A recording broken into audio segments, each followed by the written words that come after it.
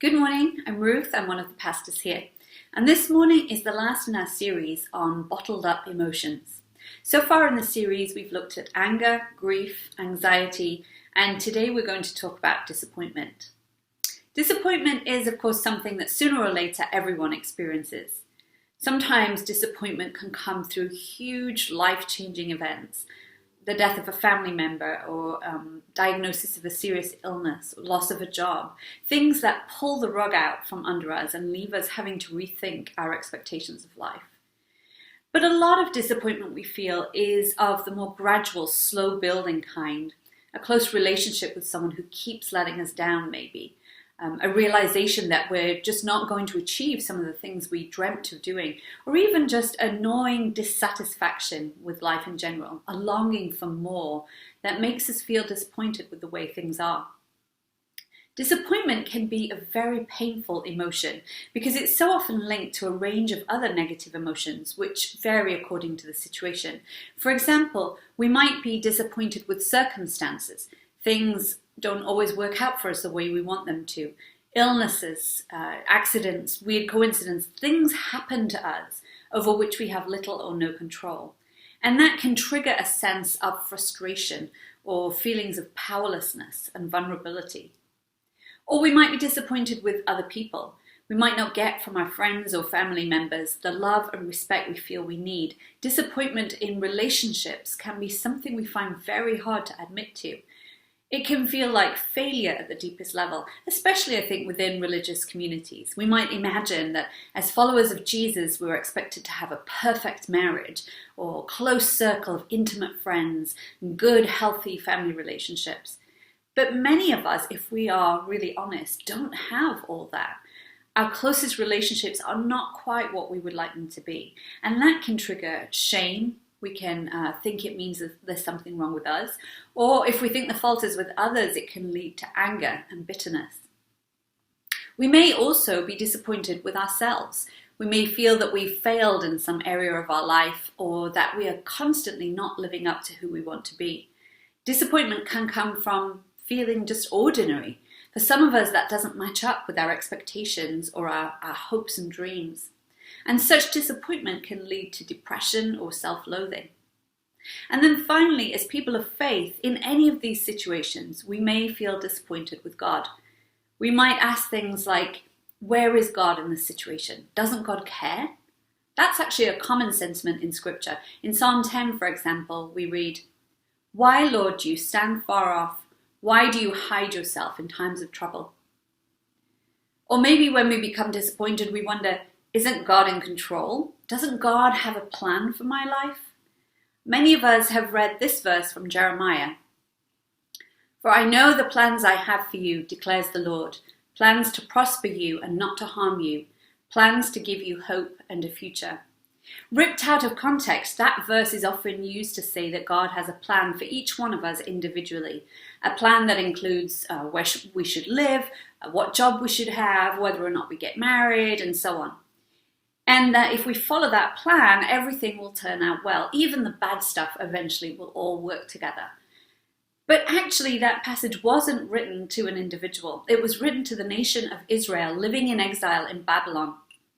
Jeremiah told them that they would stay living under foreign oppression for 70 years, but that despite that, God had not abandoned them as a nation. The people of Israel would one day be able to return to their land, and therefore, collectively, they could have hope.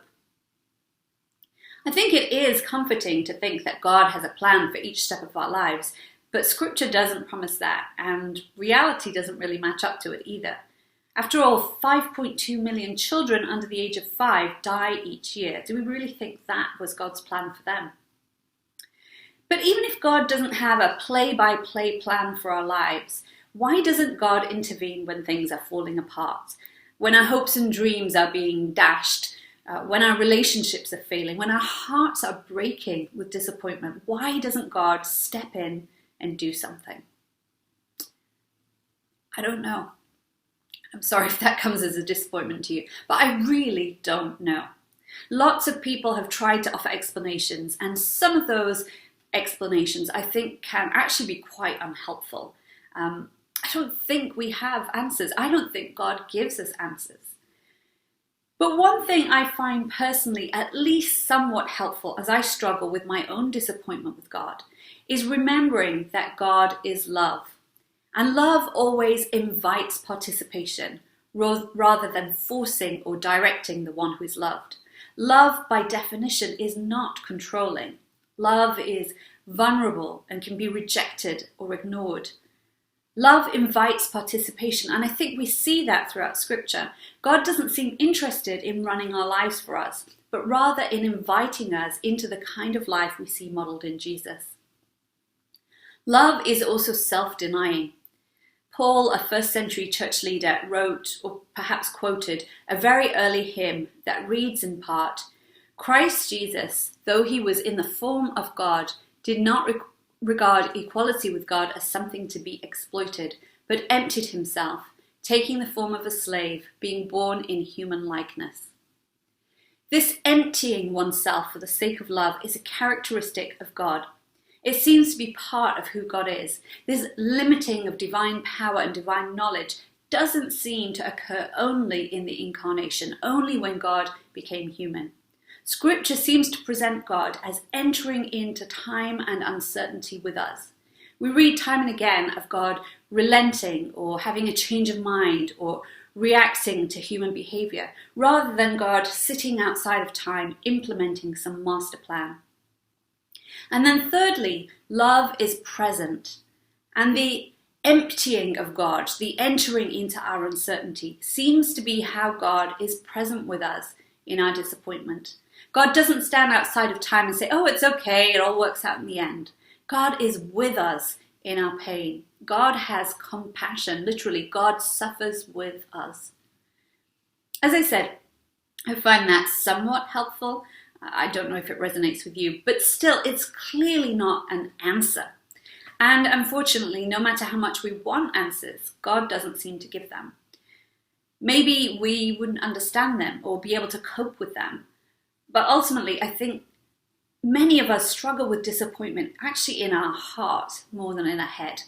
A rational explanation for why things are the way they are might not be all that comforting. I don't know. But either way, we don't have an answer other than God's promise to be with us in hard times, in times of deep disappointment. Let's look for a minute at a story from the Christian scriptures that's full of disappointment. The story of Jesus after his death and resurrection meeting up with Peter, who has shortly before denied 3 times even knowing Jesus. The story is found in John chapter 21, and it starts off with 7 of the disciples going out to fish in their boats and staying out all night and not catching a thing. We read, "Early in the morning, Jesus stood on the shore, but the disciples did not realize that it was Jesus. He called out to them, 'Friends, haven't you any fish?' 'No,' they answered. He said, 'Throw your net on the right side of the boat and you will find some.' When they did, they were unable to haul the net in because of the large number of fish. Then the disciple whom Jesus loved said to Peter, 'It is the Lord.' As soon as Simon Peter heard him say, 'It is the Lord,' he wrapped his outer garment around him, for he had taken it off, and jumped into the water. The other disciples followed in the boat, towing the net full of fish, for they were not far from the shore, about 100 yards. When they landed, they saw a fire of burning coals there with fish on it and some bread." This scene must have had a real sense of déjà vu for Peter. The very first time Peter met Jesus, the same thing happened. Peter had spent all night out in the boat and caught nothing. And Jesus told him to throw out the nets again, and they quickly filled with fish to the point of breaking. That story is in Luke chapter 5. And at that moment, Peter realized 2 things. First, that he was sinful and needed to change. And second, that Jesus was offering him a whole new way of living. And we read that straight away Peter left the fishing boats behind him and followed Jesus. And now that same thing has happened again. Jesus seems to be calling Peter, that failed, sinful man, the one who denied knowing him, to again enter a new way of living. So Peter once more abandons the boats to go to Jesus. But as he approaches, he can see a fire of burning coals. This phrase, a fire of coals, is only used in one other place in the Christian scriptures. It's used to describe the fire that Peter stood warming himself by when he denied knowing Jesus. So here is Peter, no doubt tired after fishing all night, facing Jesus, whom he failed in his hour of need, smelling the smoke of the charcoal fire, feeling its warmth.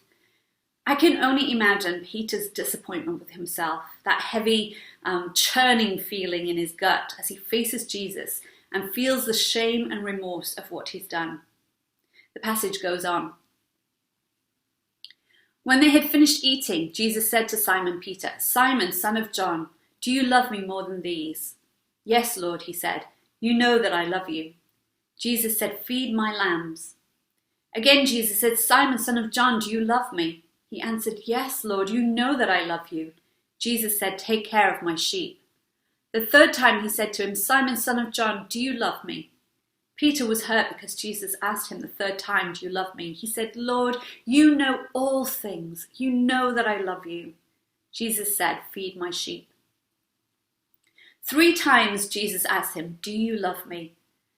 We read in the gospel accounts that after denying Jesus 3 times, Peter wept bitterly. And it's hard to imagine him not crying here too, as Jesus gives him this opportunity for a do-over, a chance to 3 times declare his love for Jesus, to kind of undo, as it were, the sting of 3 times denying him. I imagine that there were actually tears in Jesus' eyes too. I love this story. It feels very emotional and deeply human. Peter really wanted to be a hero, to stand by Jesus when everyone else ran away, but he totally failed, and he seems so utterly disappointed. But Jesus steps into his pain and holds out love and forgiveness and a fresh start. We know from the rest of the Christian scriptures that Peter failed Jesus again several times. He wanted to exclude Gentiles from the church. He showed cowardice in refusing to eat with them when other church leaders were around. But Jesus never gave up on Peter. God is love, and love, we read in 1 Corinthians 13, always hopes, always perseveres. Disappointment is not the last word, because God is a God of second chances, and third and fourth and fifth. At this point, I want to welcome Charles and Hannah Gurdenay, who have bravely agreed to share with us some of their experience with disappointment. So let's hear from them. So Hannah and Charles, thank you so much for joining me this morning. And could you introduce yourselves maybe for those who don't know you? Sure. I'm Hannah Gurdenay, and this is... I'm Charles. Charles. We have been going to Cedar Ridge almost 14 years now, and we have 2 younger children. They're not that young anymore. Charlotte, who's 9, and Adeline, who's 6. Great. So a few years back, you kind of made some decisions that you were going to move to Zimbabwe, and tell us a little bit about what led up to that and how that worked for you. Sure. So Hannah and I met in Guinea, West Africa, and we knew that we wanted, after we got married, we knew that we wanted to work overseas as well, and somewhere in Africa. And a position opened up in Zimbabwe, and actually I pushed for it. I really created this work opportunity in Zimbabwe. And we Hello to the cats. And sorry for the cat, yeah. Yeah. And we decided to go for it. Partly because we always knew that we wanted to work overseas. Our daughter, Charlotte, was 1 year old, and when there's kind of this small window, we thought, well, we can go overseas, because once they start school, it's a lot harder to move. And so when I saw this opening in Zimbabwe, I went after it, and we moved there this was 2013, January 2013. So that was an exciting point in your life, it sounds like. Yeah, it had been something we'd always dreamed of doing. Like, that was just the logical next step for us in our careers, for our family, for us as a couple. Like, that was just what we'd always dreamed of doing. Cedar Ridge had a lovely farewell party for us in the barn. I still remember it. It was wonderful. And we were headed off. Like, we thought we'd be overseas for many, many years. And that What happened when you arrived on the ground? The situation was a little different, I guess. Yes, it was. So we got there, and shortly after we arrived, about 4 or 5 weeks, we realized that we weren't going to be able to get a visa for many, many different reasons. The status of the organization that Charles worked for, some different political wind changes that had happened in the country. We learned that it was going to be almost impossible for us to get a visa, and so we then had to leave every month and go to another country and come back in on a tourist visa. So we had 30 days, and then we'd have to leave again. Yeah, and as Hannah said, the work that my organization was doing was in independent media and advocacy work, and this was leading up to an election, a presidential election. So things were pretty tense, and we were told that we could expect maybe the government to raid the office any day, that to vary your route to the office because someone might be following you. There's even this idea that your house might be bugged, and so it was pretty stressful time for those reasons as well. So on top of having to travel every 30 days and not knowing when we could or if we could get visas, more longer term visas, we're also kind of on alert all the time because I might have to leave the country. And obviously it was a lot harder for the local staff who would just have to lose their jobs and potentially worse.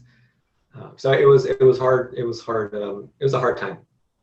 Yeah. And so sorry, go ahead, Hannah. What were you going to say? I was just going to say, for me personally, I had given up my job. I had been a working mom prior to that, and then I became a full-time mom at home in a community where I knew no one. We didn't have a car for a long time of it, so I was stuck at home with a 16-month-old, and it was really, really hard and felt very isolating. Very isolating. Where did you think God was in all of this? I will say it's been really interesting to talk with you about this ahead of time, Ruth, and kind of us together reprocess this experience. I mean, it's been 8 years now, and it's interesting to look back on it now. I think for me at the time, I really felt God was involved in this decision, and that we were doing God's will, and that this was what God wanted for us. And then we got there and everything fell apart, and it felt like God had let us down in many ways. And that, maybe we had pushed it to in a way we shouldn't have, but it also felt like God had led us here. And why had God led us here to something that was just going to be a mess, and not at all what we had hoped it was going to be. So in the moment, how did you respond to that sense of disappointment, right, Hannah? So yeah, definitely huge disappointment, huge letdown, a lot of questioning of what did this mean about God. But I would say that a lot of it, I just shut down. I stopped, especially pretty soon when we realized we weren't going to be able to stay. I just stopped trying to engage, and really just kind of stopped trying and really just shut down until I was like, when we get back to the States or when we get to whatever's next, then I'll figure this out. But I'm just going to put my head down and try to make it through this. What about you, Charles? How were you dealing with the disappointment that you was facing? Yeah, so I think my relationship with God was a little different than I saw God as this very distant, not personal, right? Something kind of a distant. And so I didn't see God as kind of intervening in our lives. And so whether things were going well or not going well, I didn't see God as having any part of it. So I would say I wasn't disappointed because I had no expectations that God would kind of lead the way. It was kind of on our own. Which sounds odd, but I mean, I believed in God, and I believed that God was love, and how we interacted with others. That's where God was, but I didn't see God as having anything to do with my life. So it was more the circumstances were disappointing. Right. Yeah, and we ended up coming home after less than around 6 months, I guess it was, and we'd already rented out our 1-bedroom apartment. And Hannah didn't have a job to come back to, and I was able to hold on to a job for a little bit, but my position was no longer there either. So it was a big disappointment. I think we had this kind of vision, this dream of what it was going to be to go overseas. And it was also, we also thought, at least I thought, that at the time to advance in your career, you had to have that overseas experience. And so it was hugely disappointing. So, I mean, there are many ways that we can deal with disappointment, right? You don't seem to be in any way bitter people or resentful. So, and you mentioned, Hannah, that you've done a lot of processing, not just for thinking through this interview, but also you'd mentioned that every year kind of you go through a practice of thinking, what have we learned and where have we come along? So what are some of the things that you feel that you have learned through this experience? I think one of the things, like you were saying, I really learned to value ritual in helping get through things or processing things that have happened. The New Year's Eve of 2013, when we were back in the States and had both settled into jobs we were enjoying, we found a place to live in Tacoma Park. We were settled back into Cedar Ridge and back in the community. And so, things had settled down by the end of the year, but really taking that time at the end of this experience to reflect on what didn't work. And we wrote it down on pieces of paper, and then we burned it right around midnight on New Year's Eve, just as a way to acknowledge that these things happened and not try to ignore that this was something we went through or push that aside. I think, this series, thinking about emotions and the welcoming prayer, like, we acknowledged that it was hard and it didn't go as we wanted, but also that we can move on and that we can learn from it. And so I think we've done that ritual several years now from that experience. And I think that's an important way to acknowledge where you've come from. And I think too, I've learned, this is something that's coming out again during the pandemic, is I didn't respond how I wanted to in the moment. And I was disappointed in myself in many ways, like that I should have dealt with it better. I should have been stronger. I should have turned to God more. And I think realizing that I did still learn and grow from it, just not in that moment, and giving patience to myself to process and grow from it when I was ready to. Like, I couldn't do it in the moment. I think this pandemic is very similar. Like, I'm often hard on myself of, I should be dealing with this better. I should be getting stronger. And instead of saying, I'm doing what I can right now, and there will be moments of growth and the season for that. So that's, I think, for me. What about you, Charles? I think for a long time I thought that this experience was going to be I was going to gain a lot of wisdom from this experience, right? That I was going to come out of it stronger and wiser. But I don't think that really happened. I think it's not until years later, where reflecting back on it, where I can look back and learn from that experience. I think looking back on a lot of my life, when I've gone through hard times, it takes a while. It's really in hindsight where you have some time and we talk about it every year almost. Like, it comes up a lot. I'm like, remember that? And so it's really been that where over time I've gained some insights, and we spoke to you about how community was really important. I think that's something that came out, that comes out really strongly when I think back on it. We didn't have a community when we went there. We didn't really know anybody. We visited some churches, but we just couldn't connect. And when we came back, we came back to Cedar Ridge. We looked around, but we settled back on Cedar Ridge, and that community has been so important to us. So I think that's something that we also think about a lot, and also just discerning God. So I don't believe that there's one path, right? But I do believe that going to Zimbabwe was not the right decision. I think that took me a long time to come to that insight, because I think we did come back. We both got jobs eventually that we liked, and things we did rebound. We're doing okay, but it wasn't the right decision. Like, we did give up other opportunities, and it was a really hard time, and it wasn't good for either of us those 6 months. And so that's also thinking back, just how can we so I really pushed to get that job, right? We talked about that a lot, and I wasn't really looking out for what was God's, what would better align with what God represents, right? In terms of, and I was really aligned with my own interests in my own career. It wasn't you raised a few really good points there, Charles. You said that at first you were kind of tempted to maybe spin it as it was a good thing because you ended up with better jobs, as opposed to acknowledging that, no, it was really hard. And, I think there can sometimes be that pressure, right, to say, oh, well, it's all for the best. When, Yeah. It wasn't, yeah. No. It wasn't. Okay. And so I think it's a really interesting dynamic you have here where, Hannah, you really thought that God, you were doing God's will and going, and therefore you had to deal with, what happened. And Charles, you were, well, God wasn't, this was our decision, and we, that it was just what we went for and didn't work out. So how has what happened to you impacted how you think of God and how God leads in your life?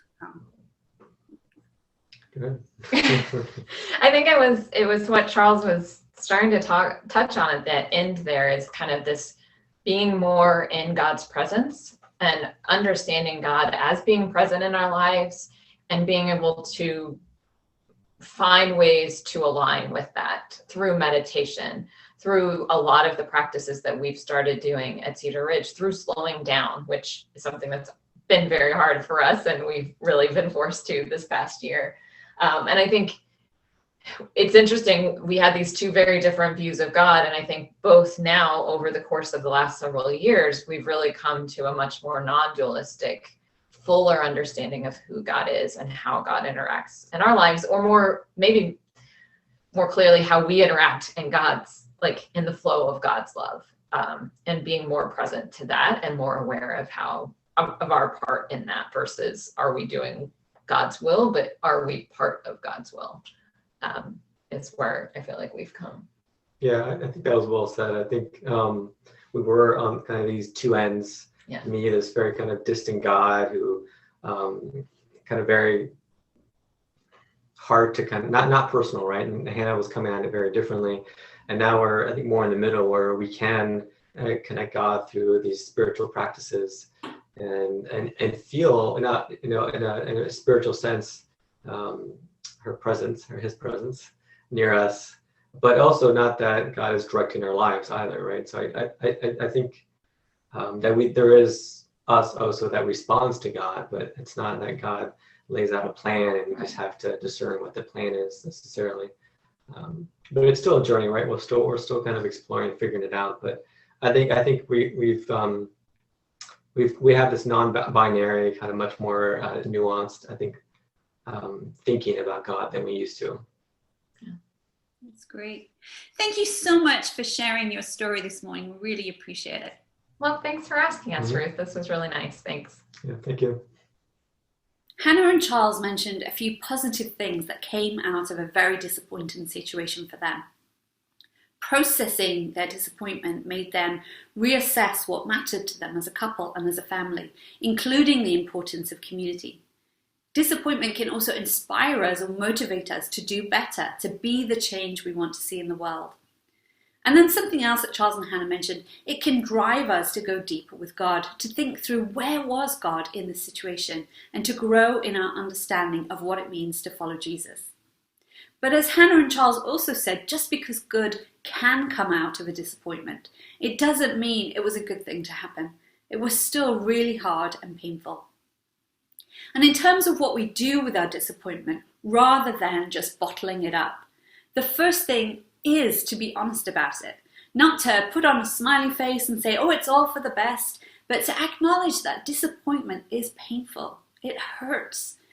There are often elements of grief in our experience of disappointment, a sense of loss for things we had hoped for that haven't come about. Melanie gave some great advice about grief a couple of weeks ago, things that Charles and Hannah also touched upon. The need to do the inner work, to draw close to God, to wrestle with God through prayer and meditation, journaling, other spiritual practices.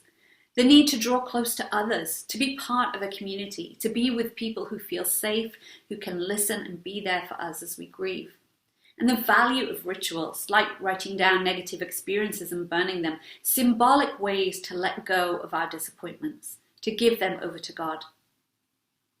Second, Jesus encourages us to live in the present. Matthew talked about that last week. Disappointment can keep us rooted in the past as we think of what might have been, how things could have been so different. And by living in the past, we're likely to miss out on the present. Through practices like the welcoming prayer, we can start to let go of our expectations, of what we think we should be, and trust God with what actually is. By letting go of our expectations, we can enjoy what we actually have right now, in this moment. We can nurture gratitude for all the things, all the relationships, all the experiences that we do have. Thirdly and finally, we can choose love rather than bitterness. We can recognize we are all imperfect. People will let us down and we will let them down. We all need grace and forgiveness, and we can choose to extend that to ourselves and to others. We can imitate the God of second chances, and we can follow the pattern of Jesus on the beach with Peter. Disappointment doesn't need to make us bitter. Let's let love have the last word. As with other weeks in the series, we're going to close with the welcoming prayer. You might want to close your eyes or look at the image on the screen. And I'd encourage you to think for a moment of a situation or a relationship or just an area of your life that is for you a source of disappointment. Just reflect for a moment on that situation or relationship, that area of your life.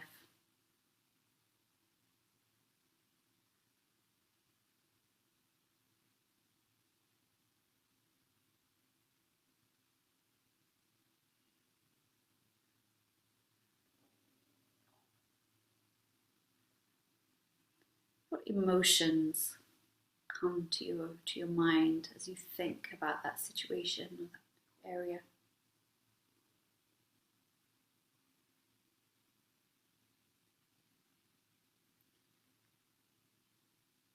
Name the emotions.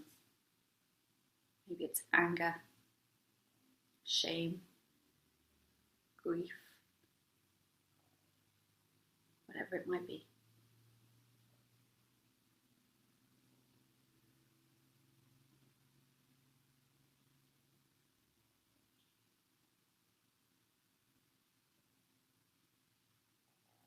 Now we're going to welcome that emotion. We're going to sink into it and really feel it. Don't analyze it or judge it. Just allow yourself to feel it, to recognize it as an indicator, something that helps us understand what's going on inside.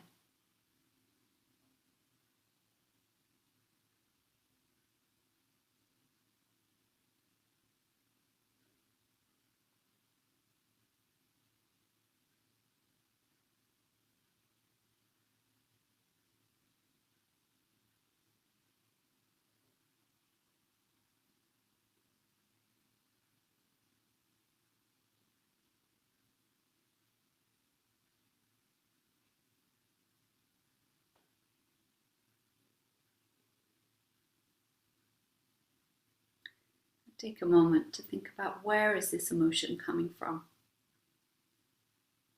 Is it a desire for more safety and security? Is it a desire for more affection and esteem? Or is it a desire for more power and control?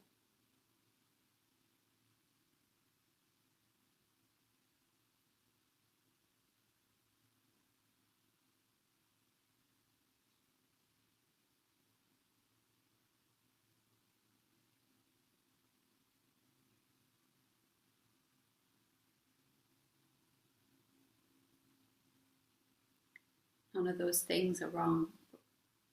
We can't force them. We can't make them happen in a given situation or relationship.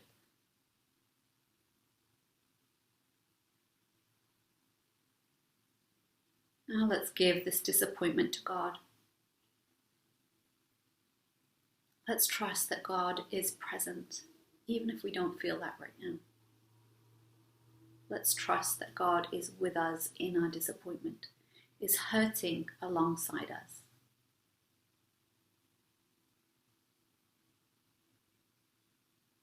And so we can let the heaviness of our disappointment fall on God's shoulders. We can let God carry this burden.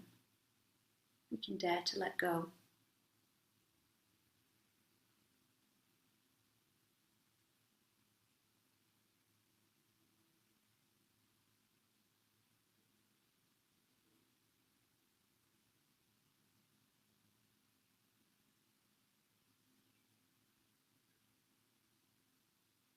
We can dare to let go of all the emotions tied up with this situation.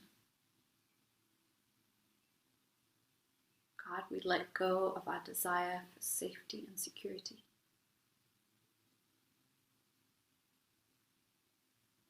God, we let go of our desire for affection and esteem.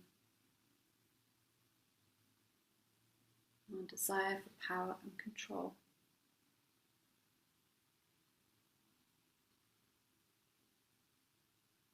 We let go, knowing God is with us, God is for us.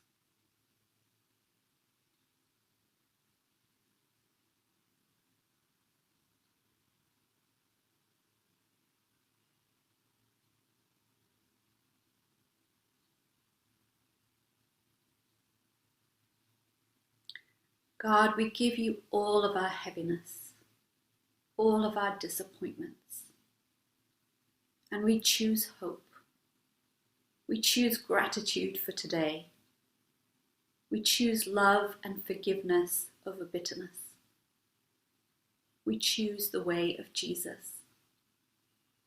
Amen. As for each of the weeks in this series, the welcoming prayer and discussion questions for this week can be downloaded from our website. And now Dan and Cindy are going to lead us in communion.